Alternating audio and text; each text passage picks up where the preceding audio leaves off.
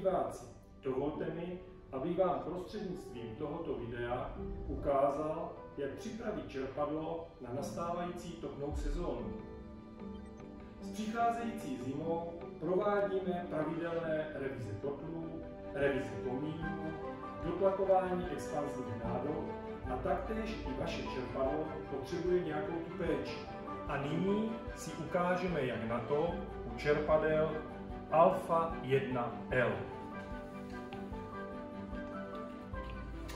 Po připojení čerpadla do elektrické sítě se rozsvítí zelená kontrolka, která ukazuje, že čerpadlo běží a je v naprostém pořádku. Horní kontrolka oranžové barvy ukazuje nastavený režim podlahového vytápění. Pokud nedojde k tomu, že se dolní zelená kontrolka rozsvítí červeně, je čerpadlo v naprostém pořádku a je připraveno na topnou sezónu.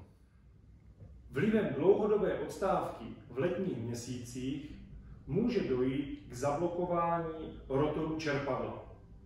K tomuto jevu zpravidla dochází, pokud otopné médium není řádně upraveno a čerpaná kapalina neodpovídá české státní normě.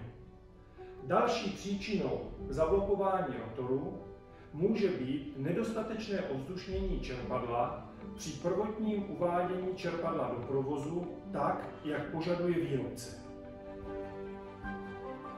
A nyní jsme pro vás namodelovali situaci, kterou jsme si před chvílí popsali. Po zapnutí čerpadla do elektrické sítě se rozsvítí zelená kontrolka. Po chvíli tato kontrolka mění barvu na červenou a hlásí chybu zablokování čerpadla. Budeme postupovat dle provozně montážních předpisů.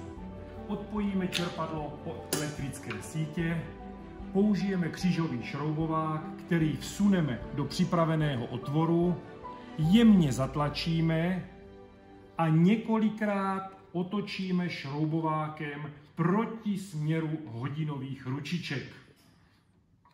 Poté šroubovák vyjmeme a čerpadlo opět zapojíme do elektrické sítě. Po zapojení čerpadla se nám čerpadlo rozbíhá a běží bez poruchového hlášení. Může nastat situace, kdy se nám nepodaří čerpadlo protočit pomocí šroubováku. Čerpadlo nám stále hlásí závadu zablokovaný rotor. Nyní budeme postupovat následovně. Odpojíme čerpadlo od elektrické sítě a pomocí imbusového klíče povolíme celou hlavu. Před tímto úkonem je nutné zavřít ventil nad čerpadlem, zavřít ventil pod čerpadlem a čerpadlo nechat vychladnout tak, aby nás čerpaná kapalina neopařila. Poté přistoupíme k demontáži motorové jednotky. Pomocí imbusového klíče povolíme všechny 4 šrouby, které nám drží hlavu v tělese čerpadla.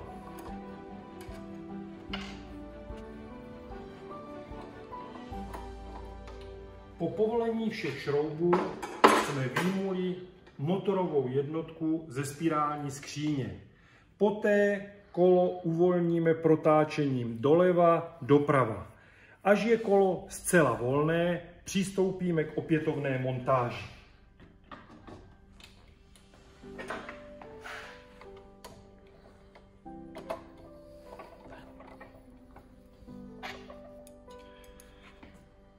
Šrouby hlavy budeme utahovat do kříže.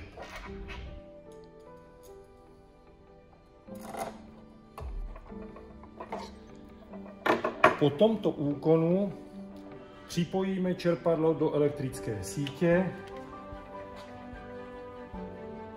a čerpadlo se nám rozbíhá.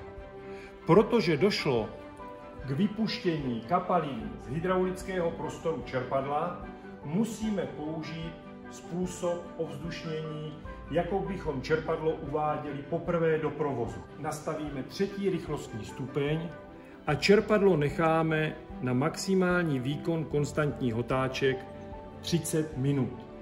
Po 30 minutách nastavíme námi požadovaný režim. Ať je to režim podlahového vytápění, nebo režim radiátory. Každoroční kontrolou čerpadla, kterou zvládne i koncový uživatel a zabere mu jen pár minut, zajistíme dlouhou životnost čerpadla a 100% spolehlivost našeho systému topení.